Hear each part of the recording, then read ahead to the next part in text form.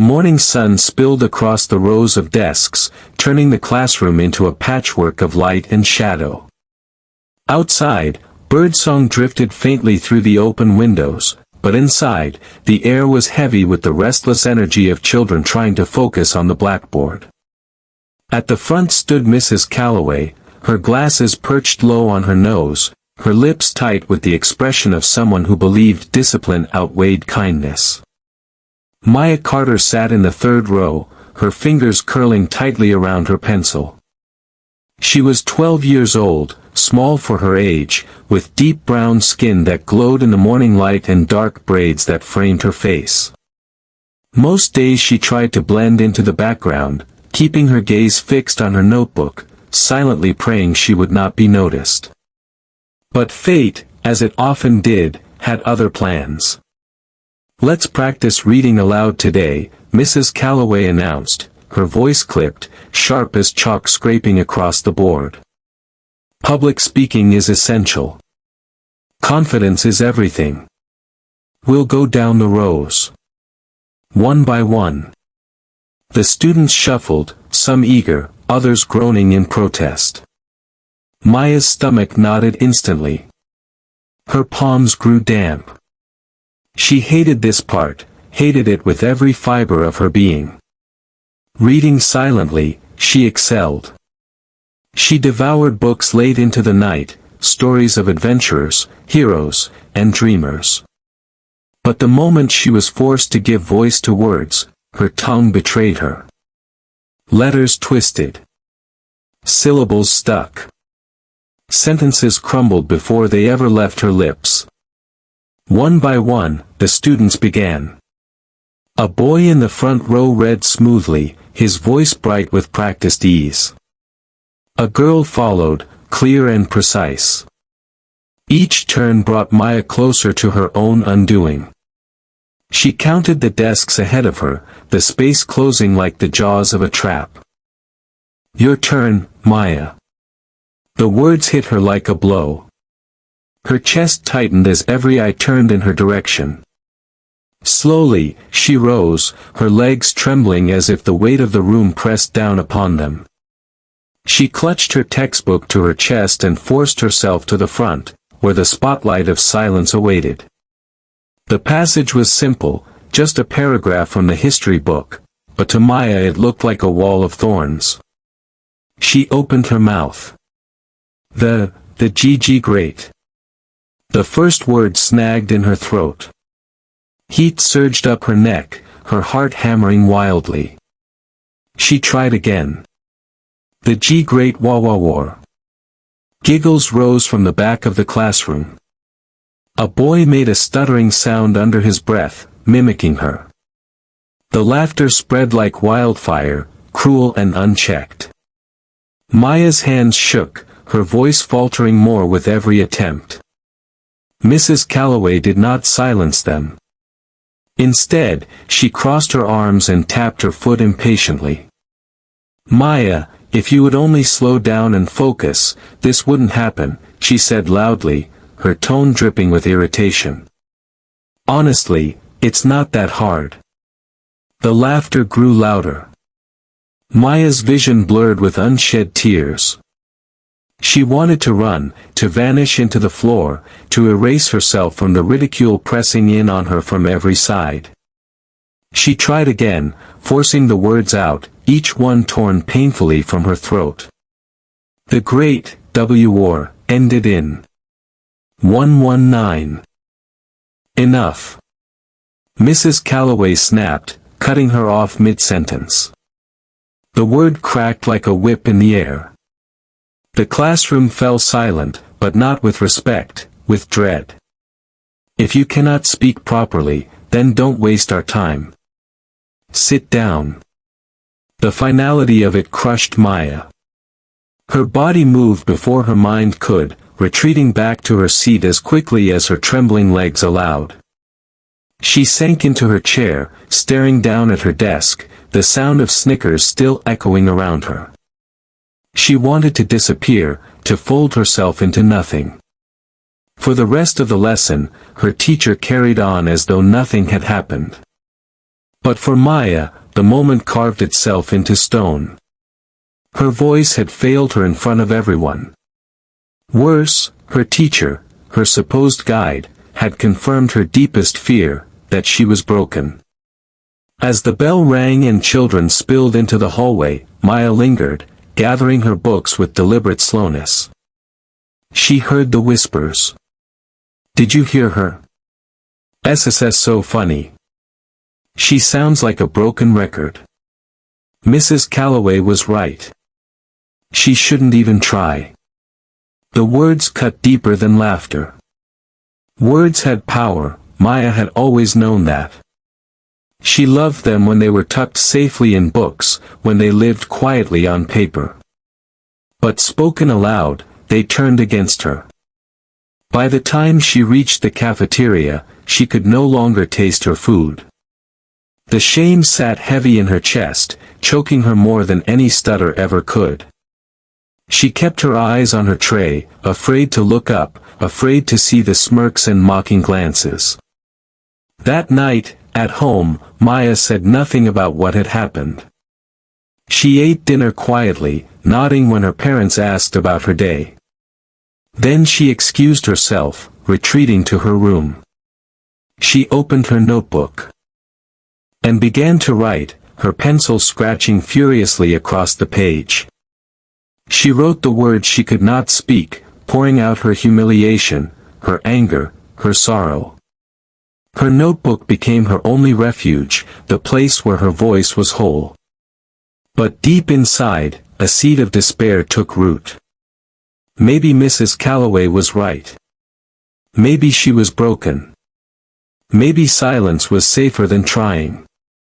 And so, while the world outside her window carried on, Maya sat in her small room, her stutter echoing in her mind like a cruel refrain.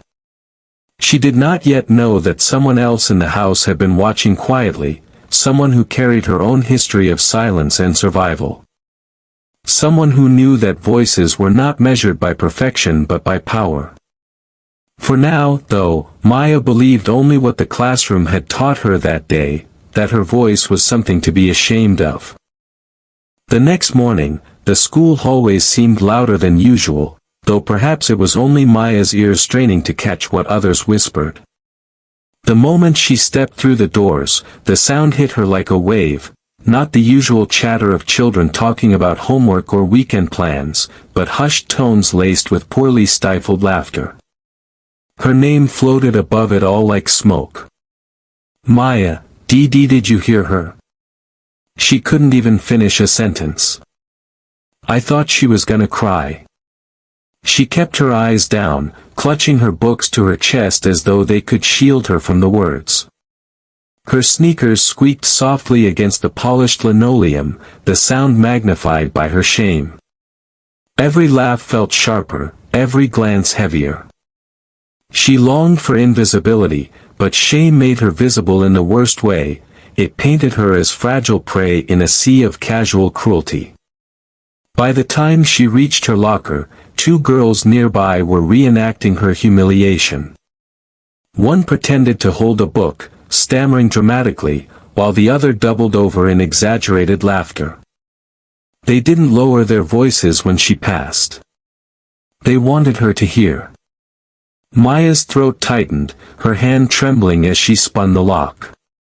She wanted to shout, to tell them to stop, but words caught in her throat like barbed wire. Silence was her only defense. She grabbed her notebook and shoved it inside her bag, slamming the door shut harder than she meant to. The clang reverberated through the hall, drawing more eyes. She's mad, someone muttered. Or maybe she's about to cry again. She hurried away, heart pounding, but the whispers followed like a shadow she couldn't shake. The classrooms were no safer. When called on to answer a question in math, she felt the snickers before she even opened her mouth. She forced herself to say as little as possible, short, clipped answers that couldn't betray her. Still, every pause, every slight stumble, was ammunition. She heard the faint chuckles ripple through the room like cruel applause. During lunch, she chose a corner table, her tray untouched. Across the room, laughter bubbled like a fountain, but every burst sounded to her like mockery. She pressed her palms against her ears, wishing she could block it out. But the whispers always found a way through. Do you think she talks like that at home? I bet her parents make her say nothing. She should just stop talking forever. Maya's eyes stung. She gripped her pencil and opened her notebook, letting the words spill out in furious scribbles. They don't know me. They don't know anything. But why can't I stop hearing them? She wrote until her food grew cold, her handwriting jagged and angry. It was the only place she felt strong, in the lines of her notebook, where no one could interrupt, where words bent to her will instead of breaking her voice. That afternoon, in gym class, the humiliation took a new form. While running laps, a boy fell into step beside her, panting dramatically between fake stutters. "CCC, can't you run FF faster?" His friends roared with laughter. Maya's face burned. She wanted to outpace them, to sprint until her legs gave out, but her body betrayed her, just as her voice did. She stumbled, slowed, and let them surge ahead, their laughter echoing across the gym floor. By the time the final bell rang, Maya felt hollow. She stuffed her books into her bag and walked quickly toward the exit, but the whispers trailed her even there. "You're gonna read tomorrow, right, Maya?" a boy sneered as he passed. "See, can't wait." The hallway filled with laughter once more. She didn't look back. At home, the weight of silence pressed down even harder. Her parents asked the usual questions: how was school? Did you learn anything interesting today? Maya smiled faintly, forcing her voice steady. It was fine. They didn't notice the tightness in her jaw, the way her fingers dug into the strap of her backpack. Parents wanted reassurance, Maya gave it to them. Then she escaped to her room, where she finally let the mask slip. She flung her bag onto the floor and collapsed onto her bed, staring at the ceiling. The whispers replayed in her mind, looping endlessly: speak properly, or not at all. Broken record. Shouldn't even try. Each repetition hollowed her out a little more. Her notebook waited on the desk. She dragged herself up and opened it, writing furiously until her hand ached. She poured the whispers onto the page, transcribing them so they could live outside of her body. Then she wrote her own rebuttals, words she could never speak aloud. I am not broken. My voice is mine. One day, they'll hear it and regret this. But even as she wrote the words, doubt lingered like a shadow. Her teacher's sharp voice cut through the fragile hope: if you cannot speak properly, then don't waste our time. Tears blurred the ink. She closed the notebook, pressing it against her chest as if it could keep her from unraveling. The next day brought more of the same. Whispers at lockers, mocking stutters in the hall, teachers who turned blind eyes. It wasn't just laughter anymore, it was the silence of those who refused to defend her. The silence was worse, heavier, confirming that she was alone in the storm. But somewhere in the crowd, another pair of eyes noticed. Evelyn Carter, her grandmother, sat quietly in the car when Maya trudged home, watching her granddaughter's slumped shoulders, the way she dragged her feet. Evelyn didn't press her for answers, she had lived long enough to recognize the weight of unspoken pain. That night, Evelyn stood in the doorway of Maya's room, watching her scribble into her notebook. She saw the way the girl's shoulders shook, the way she pressed the pencil so hard the lead nearly snapped. Evelyn's heart ached, but she said nothing, yet. She knew the time would come when words, carefully chosen, could heal. For now, she let Maya write, let her bleed her shame into ink. Because Evelyn understood something the others did not, words were not just sounds. They were codes. They could be broken, rearranged, wielded. And one day, Maya would learn how to wield hers. But in that hallway, in those cruel classrooms, Maya was still drowning. The whispers had become chains, and she hadn't yet discovered she carried the key all along. The house was always loud in the evenings, pots clattering in the kitchen, her father's voice booming from the living room as he discussed work, the hum of the television filling the air. But Maya often felt she was moving through it all unseen, carrying her silence like a cloak.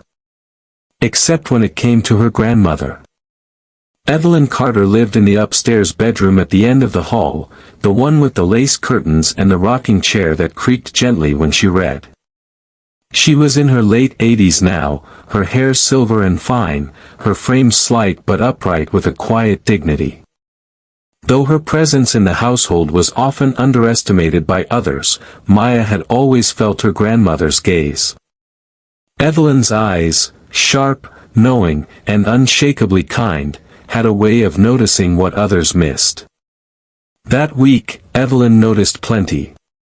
She noticed how Maya pushed food around her plate without eating. She noticed how her notebook seemed to fill faster, page after page scrawled with words no one else was allowed to read. She noticed how Maya's shoulders had begun to curl inward, as if trying to protect a fragile flame from being snuffed out. One night, after dinner, Evelyn lingered at the kitchen table while the others drifted into the living room. Maya was stacking dishes into the sink, moving carefully, silently. Evelyn spoke in her quiet but firm voice, a voice that never had to be raised to be heard. "Maya," she said, "come sit with me for a moment." Maya froze. She glanced toward the living room, then back at her grandmother, uncertain. But there was something about Evelyn's tone that left no room for refusal. She dried her hands, wiped them on a towel, and followed her into the upstairs bedroom. The room smelled faintly of lavender, the kind Evelyn tucked into sachets in her dresser drawers. Books lined the shelves, some so old their spines had faded into unreadable slivers. On the small table beside her rocking chair sat a photograph in a wooden frame, a much younger Evelyn in a military uniform, her smile restrained but proud. Maya had never asked about it. Evelyn settled into her chair, the wood creaking softly. She gestured to the seat across from her. "Tell me," she said simply, "what's troubling you?" Maya's throat tightened instantly. She shook her head, eyes falling to her lap. "And nothing," she whispered. But Evelyn's gaze was steady. "I may be old, child, but I am not blind. You carry your silence the way I once carried mine. Heavy, isn't it?" The word struck Maya in a place she hadn't known was waiting to be touched. She looked up, startled. For a moment, she considered brushing it off, telling another lie. But her grandmother's eyes were relentless, soft, yes, but unyielding. "I see can't," Maya began, her voice catching. "I see can't talk like the others. They laugh at me. And my teacher, she told me not to waste time." Her hands clenched the fabric of her skirt, trembling. The shame returned as quickly as if she were back in that classroom. Evelyn didn't flinch. Instead, she leaned forward slightly, her lined hands folded in her lap. "They don't understand what it means to fight with your own voice," she said. "But I do." Maya blinked. "You?" A faint smile curved Evelyn's lips, but it was tinged with memory, with a shadow of something long carried. She reached for the photograph on the table and handed it to Maya. "Do you know who this is?" Maya studied it.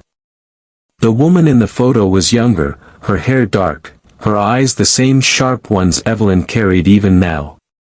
The uniform surprised her. She shook her head slowly. You. Yes. Taken in 1943. Evelyn's gaze drifted beyond the room for a moment, as if she were seeing not the bedroom but the endless corridors of another time. I was 20 years old, sent to a place called Bletchley Park in England. A place where silence and secrets ruled every hour of our days. Maya's curiosity sparked despite her sadness. She had heard of the war, of course, every child had, but she had never heard her grandmother speak of it in detail. What did you do there? She asked softly.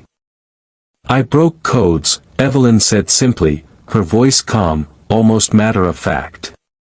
Messages the enemy sent, encrypted patterns of numbers and letters meant to be unbreakable. We studied them, line after line, day and night. And when we cracked them, lives were saved. Ships rerouted, attacks stopped, wars turned. But we could tell no one. We carried the silence like armor. Maya stared, wide-eyed. Her grandmother, who baked cookies and read books in her rocking chair, had once sat at the heart of history, unraveling the enemy's secrets. But what does that have to do with me? Maya asked, her voice breaking. Evelyn's eyes softened. Everything. Do you know what gave me an edge, Maya? I've never told this to anyone, not even your mother. But as a child, I stuttered too. Not as you do, perhaps, but enough that I grew terrified of speaking. Teachers dismissed me. Children mocked me. So I learned to listen instead. To hear rhythm, patterns, the way silence can say as much as sound. And when the war came, that so-called weakness became my strength. Maya's breath caught. For the first time in days, she felt something other than shame. She felt possibility. You weren't ashamed, she whispered. Oh, I was, Evelyn said, her gaze steady. But shame is a cage, child. And I refused to stay locked in it. I found a key in the very thing that seemed to hold me back. That is what you must do. Maya looked down at the photograph again. The young woman there seemed impossibly brave, impossibly strong. She wondered if she could ever carry even a fraction of that courage. But they all laugh, Maya said, her voice breaking. Even the teacher. Evelyn reached across and gently took Maya's hand, her touch cool but firm. Let them laugh.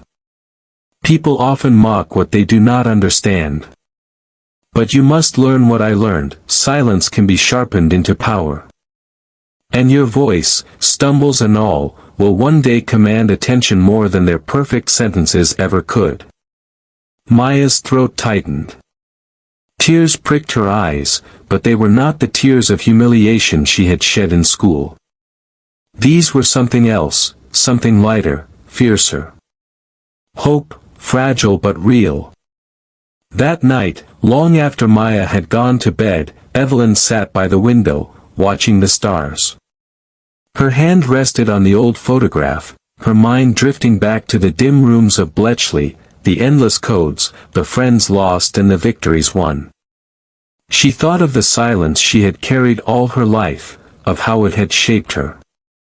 And she thought of her granddaughter, this girl with eyes full of pain and notebooks full of words. She knew the world could crush her if she let it. But Evelyn also knew that within Maya, there was the same fire that had burned in her once. Maya did not yet believe it. But Evelyn did. And that belief was enough to begin. The next evening, Maya found herself once more in her grandmother's room. The lavender scent, the lace curtains, the rocking chair, it all felt different now, as though the walls themselves carried secrets waiting to be told. Evelyn sat across from her, the old photograph balanced gently in her lap. You asked what I did during the war, Evelyn began, her voice low but steady. Tonight, I will tell you, not the official stories, but what it truly felt like. Maya leaned forward, notebook in hand as though taking notes in class, but this was no ordinary lesson. This was history wrapped in her grandmother's memories. Evelyn's eyes drifted to the window, but she wasn't seeing the neighborhood outside. She was seeing another country, another lifetime. It was 1943, she said. The war had dragged on for years. The newspapers wrote of bombings, of rations, of soldiers dying overseas. But hidden away in the countryside of England stood a sprawling estate called Bletchley Park. From the outside, it looked like nothing more than a large, eccentric mansion surrounded by fields. But behind its doors, secrets hummed like electricity. She paused, rocking slowly, her hands folding over one another. That was where I was sent. I was only 20. A girl, really. I had been good with puzzles since childhood, crosswords, riddles, number games. The army recruited people like me. They said we would serve our country not with rifles, but with our minds. Maya's eyes widened. So, it wasn't soldiers. It was people like you. People from all walks of life, Evelyn nodded. Professors, linguists, chess champions, even crossword enthusiasts. They gathered us quietly, swearing us to secrecy. We were told, not even your families must know what you do here. To speak is to endanger lives. That secrecy was the first code we learned to keep. Maya's pencil scratched across her notebook, but her gaze never left Evelyn's face. She saw something shift in her grandmother's eyes, an echo of youth, a flicker of intensity that age had not erased. We worked in huts, Evelyn continued, her voice now softer, as though speaking to herself. Cramped little wooden huts that smelled of ink and cigarette smoke. The windows were always fogged, the lamps always burning. There were rows of typewriters, stacks of intercepted enemy messages, endless strings of numbers and letters. They looked meaningless, like gibberish.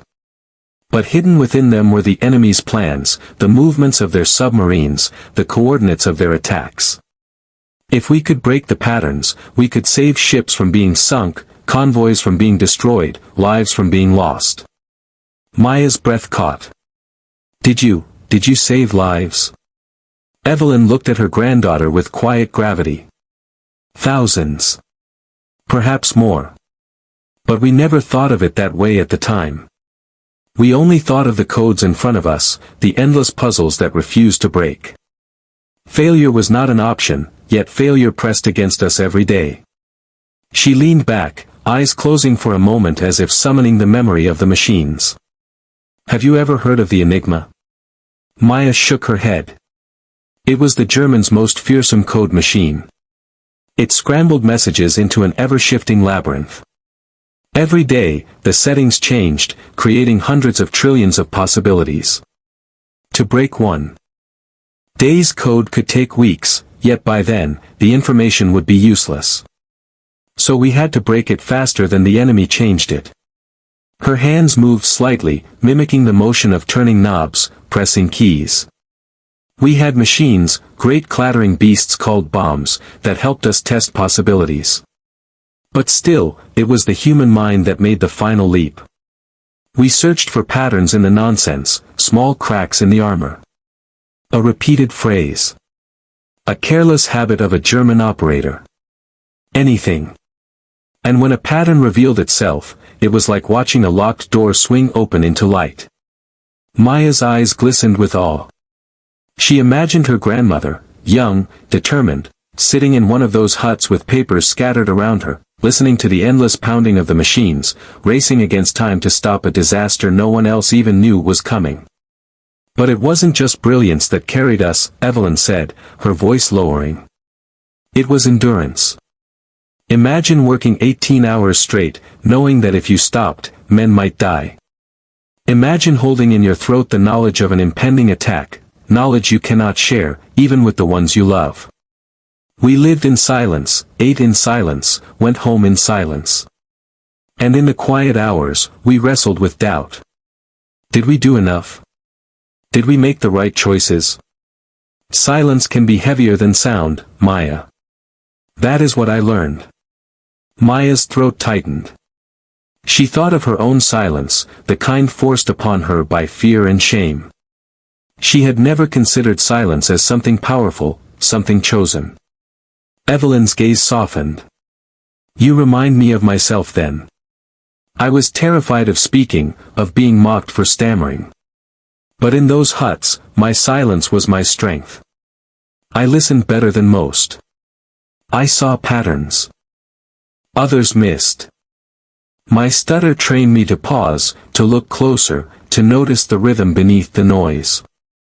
That is what cracked codes. That is why I belonged there.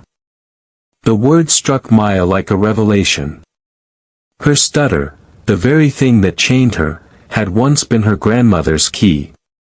Evelyn reached across, placing the photograph on Maya's notebook. This uniform, she said quietly, did not erase my stutter. It did not make me perfect. But it gave me purpose. And purpose is stronger than shame. For a long moment, neither spoke.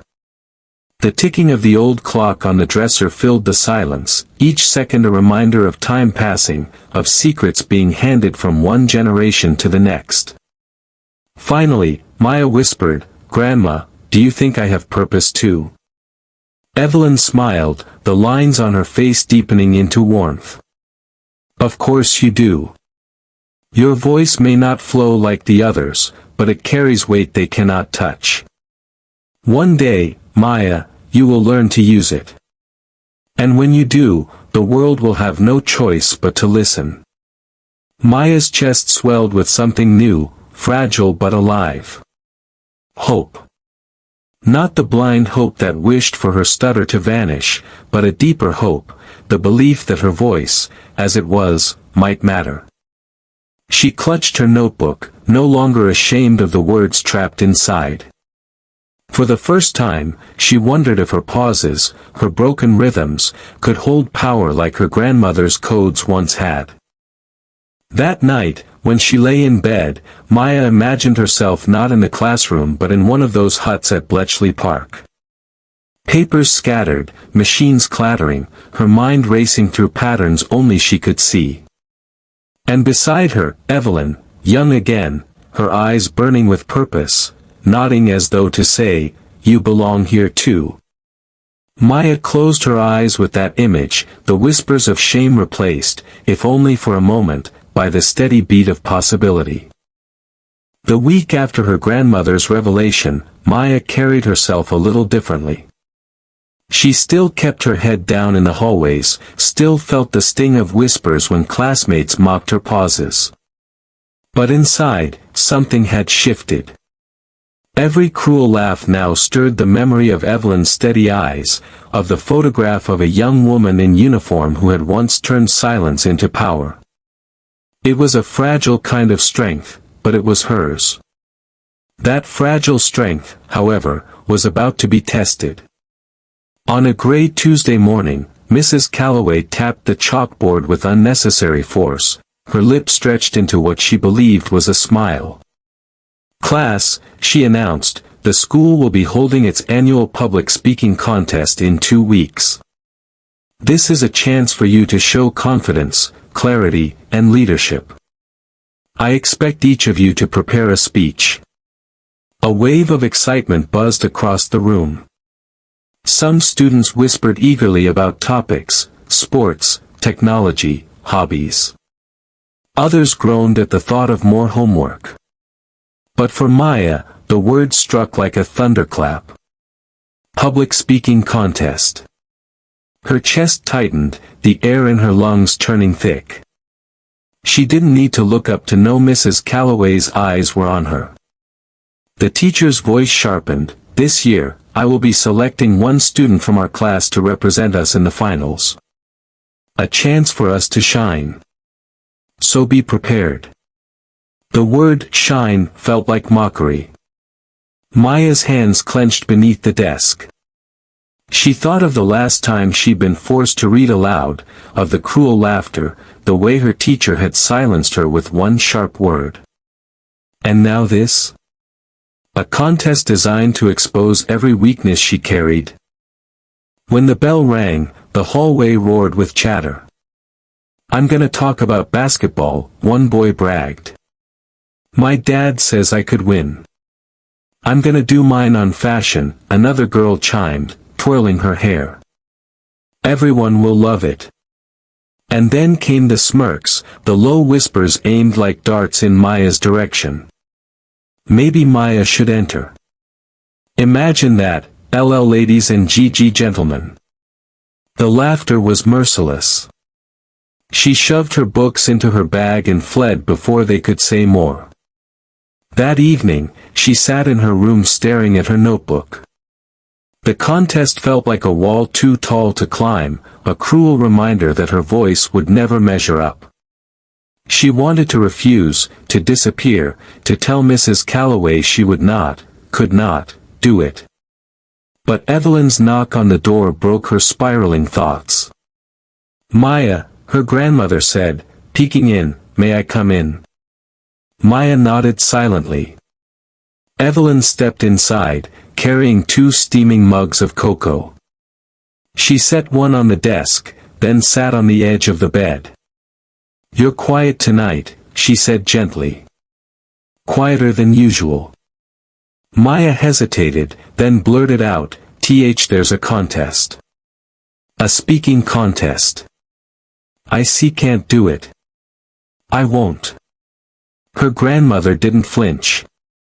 She sipped her cocoa, calm as a lake. "Ah," she said at last. "So the test has come sooner than expected." "What test?" Maya asked, frowning. "The test every person faces eventually," Evelyn replied. "The moment the world demands you prove your worth, even as it laughs at you. You have 2 choices, run from it, or meet it head-on." Maya's eyes filled with tears. "They'll laugh at me again." "You don't understand." "I understand better than you think," Evelyn interrupted softly. "At Bletchley, every day was a test. If we cracked the code, lives were saved. If we didn't, men died. And still, people doubted us, said women were not suited for such work, said we were wasting our time. But we pressed on. Not because it was easy, but because it mattered." Maya shook her head. "This doesn't matter. It's just a school contest." Her grandmother's eyes narrowed, not unkindly but with firm conviction. "It matters because it is yours. If you run now, you will carry the weight of this silence forever. But if you stand, even if your voice stumbles, you will learn that courage is not the absence of fear, it is the decision to speak despite it." The words settled over Maya like a cloak. Heavy. Protective. Terrifying. "But how?" she whispered. "How do I stand when my words won't come?" Evelyn smiled faintly. She set her mug down, then reached into the pocket of her cardigan. From it, she pulled a small, folded piece of paper, yellowed with age. She placed it in Maya's hands. "Read this," she said. Maya unfolded it carefully. The paper was filled with a jumble of letters and numbers, written in neat columns. It looked like nonsense. "What is it?" "A fragment of a code intercepted in 1944, Evelyn explained. "We worked on it for hours. At first, it seemed impossible. But then I noticed the rhythm. The way certain letters repeated, the pauses between them. I listened the way I once listened to my own stumbling voice. And then, suddenly, it opened." Maya's eyes widened. "You broke it?" "Yes. And when I did, we discovered the enemy was planning a strike against an Allied convoy. We rerouted the ships. Hundreds of lives were spared. Evelyn leaned closer. Do you see, Maya? What seemed like weakness became the very thing that saved them. My pauses, my listening, my rhythm, it became power.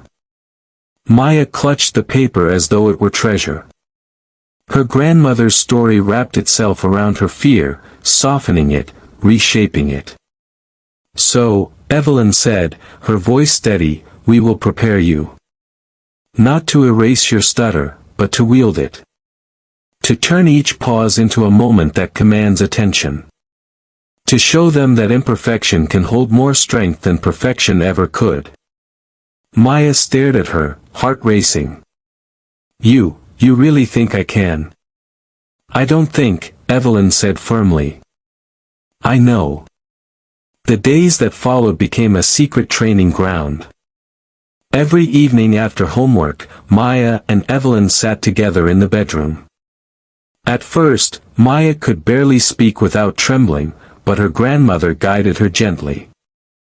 Read this aloud, Evelyn instructed, handing her a short passage. When Maya stumbled, Evelyn raised her hand. Stop apologizing. Pause. Let the silence breathe. Then begin again. Slowly, Maya began to see it, not as brokenness, but as rhythm. Her stutter was a drumbeat, unexpected but strong. Each pause drew attention, each repetition forced listeners to lean closer. Evelyn coached her not only in words but in presence. Stand tall. Shoulders back. Look them in the eye. Even if your voice falters, your body will tell them you are unshaken. At first, it felt impossible. But little by little, Maya began to believe. On the night before the contest, Evelyn placed her hands gently on Maya's shoulders. Tomorrow is not about winning, she said. It is about showing them who you are. Let them laugh if they must. But when you finish, let there be no doubt that you stood, and you spoke, and you refused to be silenced. Maya nodded, her throat tight, her heart pounding. For the first time, the idea of standing on that stage did not feel like a death sentence. It felt like a battlefield, and she was not alone. The day of the contest dawned with a nervous sky, heavy clouds rolling across the horizon as if they, too, carried the weight of expectation. For Maya, the morning felt like an endless blur, shoes tied too tightly, breakfast tasteless, her stomach knotted into something she could neither swallow nor untangle. Her notebook sat in her backpack, its pages worn from nights of practice with her grandmother. She had read her speech 100 times, stumbling, pausing, starting again. Yet nothing could quiet the question thrumming in her chest, what if I fail? By the time her father's car pulled into the school parking lot, her heart was hammering so loudly she thought everyone could hear it. The auditorium loomed ahead, its double doors propped open, letting out the buzz of hundreds of voices. Parents, teachers, classmates, all gathered for the yearly spectacle of confidence and charm. Maya's hands trembled as she smoothed her dress. She wished she could turn back, retreat into the safety of Evelyn's room, the lavender-scented air, the gentle coaching. But her grandmother's words rang in her mind, courage is not the absence of fear. It is the decision to speak despite it. The auditorium lights were warm and unforgiving. On stage, students lined up in neat rows, each clutching their notes, faces flushed with nerves or pride. Mrs. Calloway stood at the side, clipboard in hand, her eyes scanning the group like a hawk. When they landed on Maya, a faint smirk tugged at her lips, a smile that said she expected disaster. The contest began. One by one, students stepped forward. A boy spoke passionately about basketball, drawing cheers from the audience. A girl in a glittering dress delivered a speech about fashion trends, her words smooth and rehearsed. Another boy talked about video games, his confidence drawing laughter and applause. Maya sat stiffly, waiting. Her palms were damp, her throat dry. Each time someone finished, the applause seemed to swell louder, pressing down on her like a wave. And then, her name. Maya Carter, the announcer said, his voice echoing through the microphone. The world tilted. Her classmates shifted in their seats, some whispering, others already suppressing giggles. Maya's legs felt like stone as she rose, one step after another carrying her to the center of the stage. The lights blinded her, heat pooling across her skin. For a heartbeat, she couldn't breathe. She gripped the sides of the podium, her notes trembling in her hands. The auditorium stretched before her, rows of faces, some curious, some mocking, many indifferent. In the front row, she caught sight of Mrs. Calloway, arms folded, lips pursed in expectation of failure. And then she saw her grandmother. Evelyn sat halfway down the row, her silver hair glowing beneath the lights. She wasn't smiling, not exactly, but her eyes were locked on Maya's, steady, unshakable. Evelyn raised her chin ever so slightly, as if to say, "Stand tall. Let them hear you." Maya took a breath. It shuddered out of her, but she forced her shoulders back, her feet planted firmly. She looked at the paper in front of her, then closed her eyes. And when she began, her voice was trembling but alive. "TT today," she said, the stutter sharp, the pause heavy. A ripple of laughter darted through the back rows. Her throat tightened, but she remembered Evelyn's training. She paused. She let the silence hang, not in shame, but as if she had planned it. Then she raised her eyes and spoke again. "Today I want to talk about courage." The laughter faltered. A hush fell, tentative, uncertain. Maya gripped the podium tighter, each pause deliberate now, each stumble transformed into rhythm. Her voice cracked, but her words carried weight. "See, courage," she continued, "is not PP perfection. It is not the SS smoothest voice or the P prettiest words. It is the choice, to S speak even when your voice shakes." A murmur rippled through the crowd, something different this time, not mockery but surprise. Parents leaned forward, children stilled, even the teachers shifted in their seats. Maya pressed on, her heart pounding with every word. People think weakness is something to hide. But sometimes, weakness is only a different kind of strength. My pauses, they are not mistakes. They are moments to listen. Her stutter cut through each sentence, but instead of derailing her, it made the words heavier. The audience began to hang on them, waiting, listening. In the corner of her vision, she saw Mrs. Calloway's smirk falter, her posture stiffening. For once, the teacher had no interruption to offer. Maya's hands stopped trembling. Her voice still stumbled, but her spine straightened, her chin lifted. She was not hiding anymore. She was wielding it. "Courage," she finished, "is SS speaking anyway." The silence that followed was immense. For one terrifying heartbeat, Maya thought she had failed, that the audience had turned to stone. And then the applause came. It started slowly, uncertainly, one clap, then another. Then it spread, building, echoing across the auditorium like thunder. People were on their feet. Some cheered, some whistled, others simply clapped with tears in their eyes. The sound washed over Maya, dizzying, overwhelming. She blinked against the bright lights, her throat tight with something new, not shame, not fear, but triumph. She searched the crowd until her eyes found Evelyn again. Her grandmother had not stood, but her expression was everything. A small, proud smile.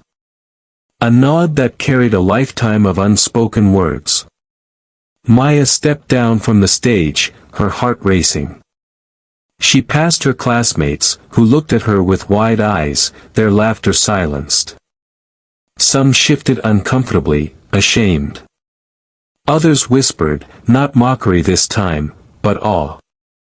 When she reached her seat, she could still feel the heat of the lights, the weight of the silence she had turned into power.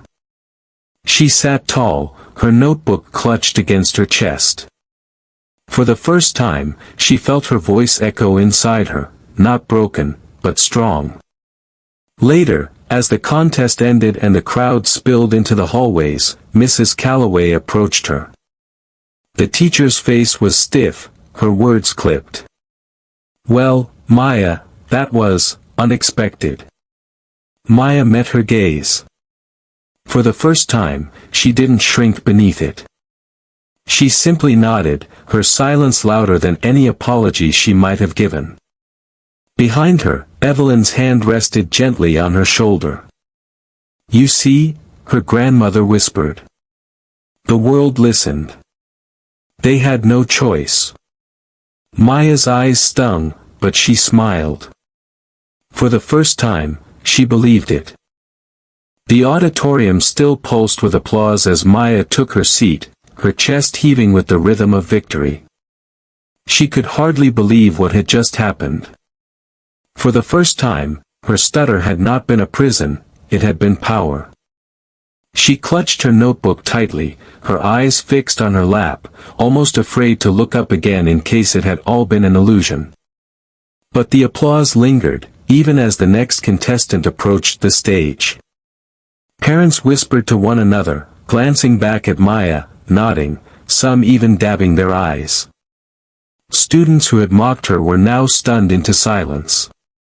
Even the judges' table looked unsettled, as if they had witnessed something they had not expected and could not forget. And then there was Mrs. Calloway. The teacher sat rigid in her chair, arms crossed so tightly her knuckles whitened. Her lips pressed into a thin, bloodless line. She looked less like a teacher proud of her student and more like someone whose authority had been quietly undermined. Maya caught the flicker of her expression, and though she felt a pang of old fear, it was softened by the steady warmth of another presence. Her grandmother. Evelyn Carter rose slowly from her seat, her silver hair glinting beneath the lights. At first, no one noticed. The contest still went on, the next student nervously clearing his throat at the podium. But as Evelyn stepped toward the aisle, her posture straight and unwavering, people began to turn. Murmurs swept through the audience like ripples across water. She walked with deliberate grace, her cane tapping softly against the floor, though she hardly leaned on it. She stopped at the edge of the stage, waiting. The boy who had just begun his speech faltered, his voice shrinking under the weight of her presence.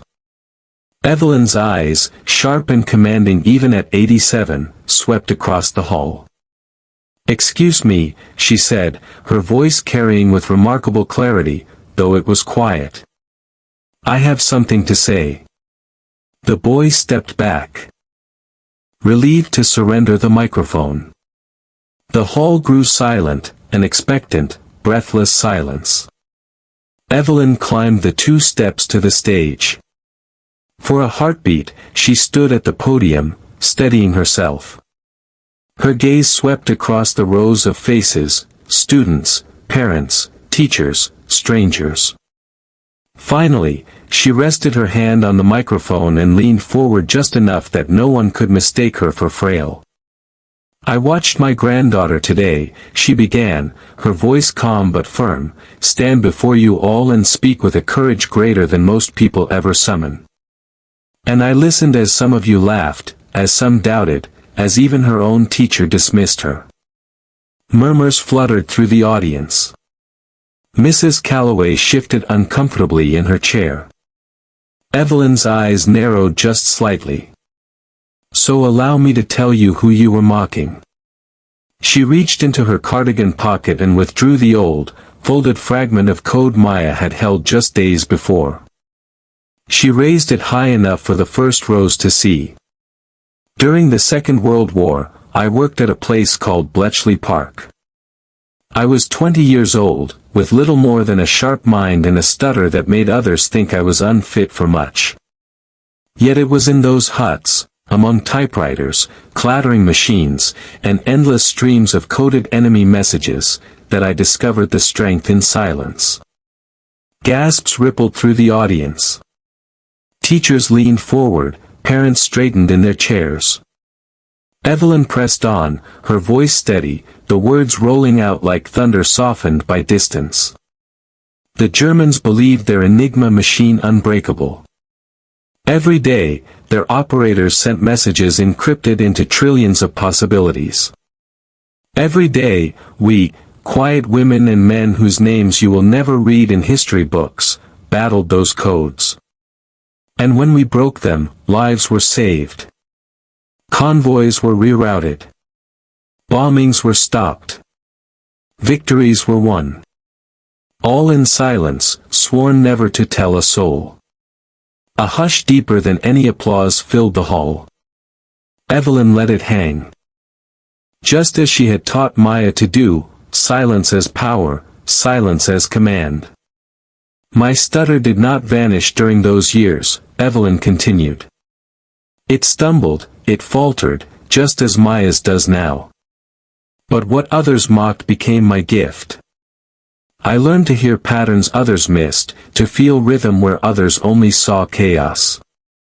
That so-called weakness became a weapon against tyranny. She placed the fragment of code on the podium, her hand trembling not from age but from the weight of memory. And now, decades later, I see my granddaughter mocked for the same difference. Told she wastes time. Told her voice has no place in this world. But I tell you now, she carries within her the same power that once helped to shape the fate of nations. A stunned silence followed. Faces turned toward Maya, who sat frozen, her eyes wide, cheeks burning with a mix of disbelief and pride.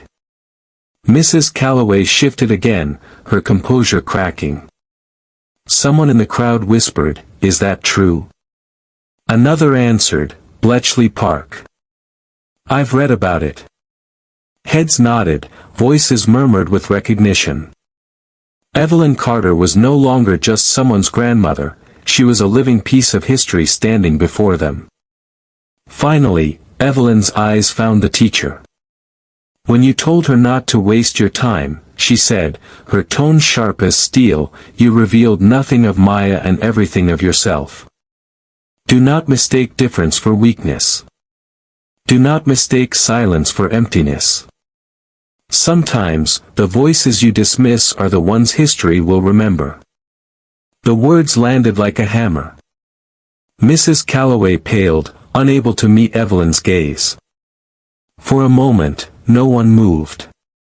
Then, slowly, the applause began, tentative at first, then swelling, rising to a thunder that shook the rafters. It was no polite clapping now, it was raw, reverent, unstoppable. Parents rose to their feet. Students followed. Even the judges stood, their hands striking together in recognition not just of a speech, but of truth. Maya sat in the middle of it all, trembling. Tears burning her eyes. She had thought her grandmother's stories were quiet treasures meant only for her.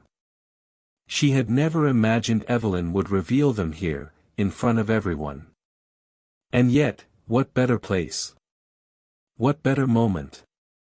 When Evelyn finally stepped down from the stage, she walked slowly back to her seat. The applause still roared. She settled beside Maya, her hand finding her granddaughter's. "Now they know," she whispered. "Now they see." Maya turned to her, eyes glistening. "Grandma, you were incredible." Evelyn smiled faintly, her gaze fixed forward. "No, child. You were. I only reminded them why. Together, they sat in a glow of applause that felt less like noise and more like vindication, two voices, one old, one young, both carrying the weight of silence turned into power. The thunder of applause lingered long after Evelyn returned to her seat.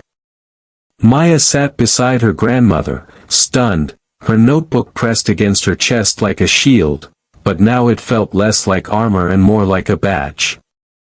For so long, her voice had been a source of shame, a weakness she wished she could bury. Now, under the glow of those stage lights, it had become something else. Something undeniable. The contest continued, but the air was different. The speeches that followed seemed hollow, their polished words paling against the raw, imperfect power Maya had wielded. The judges scribbled notes, but their eyes kept returning to her. Whispers spread among the parents, admiration, curiosity, awe. The mockery of yesterday had been eclipsed by a new story, one that no one could erase. And yet, beneath the praise, Maya felt a flicker of unease. She could sense pity in some of the glances cast her way, the kind that softened into smiles too quickly, that leaned too heavily on sympathy rather than respect. She bristled at it. She did not want to be pitied. She wanted to be heard. At the end of the program, the principal stepped onto the stage to announce the winners. His voice boomed over the microphone, ceremonial and practiced. Third place. Then second. Polite applause followed each name. And in first place, he said at last, pausing for effect, representing our school in the regional finals, Maya Carter. The auditorium erupted. Applause, cheers, even whistles. Maya froze, her heart pounding. Her name. First place. For a moment, she didn't move. The spotlight swung toward her, blinding, hot. Around her, students clapped reluctantly, some stunned, others grudgingly impressed. Mrs. Calloway clapped too, her face stiff, her pride clearly forced. Evelyn squeezed Maya's hand, her smile calm but radiant. "Go on," she whispered. Maya rose slowly, each step toward the stage a battle between terror and pride. The applause still roared, but she felt it shifting, turning heavy again, like expectation pressing against her skin. She reached the podium, the same place where her voice had once faltered, where laughter had once broken her. Now the microphone waited. She could have smiled, bowed, accepted the award in silence. But something inside her stirred, something her grandmother's stories had awakened. The crowd thought they knew her now. They thought they understood. But they were still looking at her with pity. She could feel it in their eyes. And she refused to leave carrying that weight. Maya gripped the podium, her knuckles white, and leaned toward the microphone. Thank you," she began, her stutter loud and clear. A ripple of chuckles threatened to rise, but this time, she didn't flinch. She let the pause stretch, her gaze steady on the crowd. "I don't want your pity," she said, her voice stronger now. The silence deepened instantly. "My voice is not broken. It is mine. Every pause, every stumble, it is mine. I don't want to be your story of overcoming. I just want to be heard." The words landed like a stone in still water, rippling outward. The audience shifted, startled. Some parents straightened in their chairs. The judges put down their pens. And Mrs. Calloway, for once, had no words at all. Maya took a deep breath. "My grandmother once fought a war with her silence. She broke codes that saved lives. She wasn't perfect. She didn't have to be. Neither do I. So if you listen to me, really listen, it won't be because I sound like you. It will be because I speak like me. She let the silence fall again, heavy and unbroken, a silence filled not with shame but with power. Her eyes swept the crowd, steady, unyielding. Then she stepped back from the podium. The principal, caught off guard, fumbled with the award plaque, unsure whether to hand it to her now or later. Maya didn't wait. She turned, walked off the stage, and made her way back to her seat. Evelyn rose as she approached, her eyes shining. She didn't clap this time. She simply opened her arms. Maya fell into them, trembling, tears streaking her cheeks. Not tears of humiliation this time, but of release. "You did it," Evelyn whispered into her ear. "You broke the code." Maya pulled back, frowning slightly. "What code?" "The one that told you had to be perfect to matter," Evelyn said, her voice steady. "You shattered it. And they will never forget it." As the crowd began to disperse, people approached. Some parents bent down, their voices soft, telling Maya she had inspired them. A few students looked ashamed, mumbling apologies, unable to meet her eyes. Even a teacher from another class leaned down to say, "That was extraordinary." But the most satisfying moment came when Mrs. Calloway finally approached, her expression tight. She hesitated before speaking, as though every word cost her something. "Maya," she said stiffly, "you surprised us all. Congratulations." Maya looked up at her teacher. For the first time, she did not shrink. She simply nodded, her silence deliberate. She didn't need to answer. Evelyn had taught her well, silence, when chosen, was a code too. And sometimes, it spoke louder than words. That night, back in her room, Maya opened her notebook. She read the old pages filled with anger, shame, and loneliness, then turned to a fresh one. At the top, she wrote in bold, uneven letters. "The Code of Courage." Beneath it, she began to write, not about her stutter, not about her teacher, not even about her victory. She wrote about her voice. About how it had faltered and still been enough. About how silence could weigh you down, but also lift you higher if you chose it. About how courage wasn't smooth or polished, it was jagged, broken, real. She didn't stop writing until her hand ached and the page was full. Then she closed the notebook and pressed it against her chest, her heart steady for the first time in weeks. In the hallway outside, Evelyn stood quietly, listening to the scratch of pencil against paper. She smiled, her eyes glistening. She had fought her war long ago, but tonight she had seen her granddaughter fight hers. And she knew the legacy was safe. Because Maya had broken her silence. And in doing so, she had written a new code, one of courage, dignity, and a voice the world would never again dismiss.